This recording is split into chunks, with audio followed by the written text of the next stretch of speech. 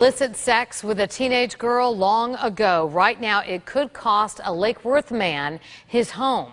Does his sex offender status unfairly lump him with the predators of our nightmares? Evan Axelbank live in Lake Worth with a story you'll see only on 5. Evan?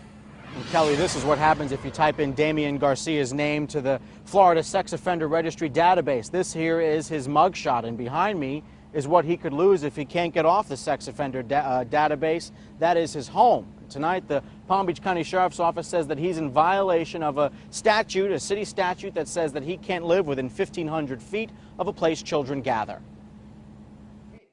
Damian Garcia was 18 when he admitted to sexual battery of a girl who was 15. Court documents say the sex was consensual and that it happened once. I pled guilty to my crime from the beginning, from arraignment, because I am guilty of my crime. 13 years later, he has a wife, a toddler, a house, and now a letter from PBSO saying that he needs to move out or be arrested. The law makes it out to be, you know, like I'm just waiting behind a bus stop or waiting behind a tree just ready to pounce on somebody's child.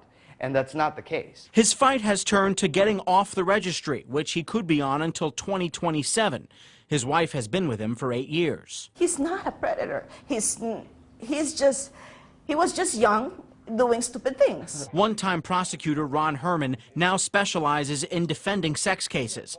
He says the problem in state law is how it handles so-called Romeo and Juliet cases. There should be different levels where in this scenario, this person has to comply with this type of a distance, but in a different scenario, there would be a different type of a distance, and that's not enough fact. Garcia says he shouldn't have to pay for what he calls a simple mistake by not being able to live in the same house as his own son. This is where we wanted to start our future at.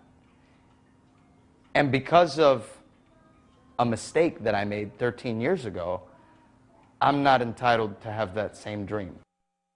There is a statewide advocacy group working with him, and he is also trying to hire an attorney to try and win the Romeo and Juliet exemption to get off of the state sexual offender registry database. We're live tonight in Lake Worth. Evan Axelbank, WPTV News Channel 5.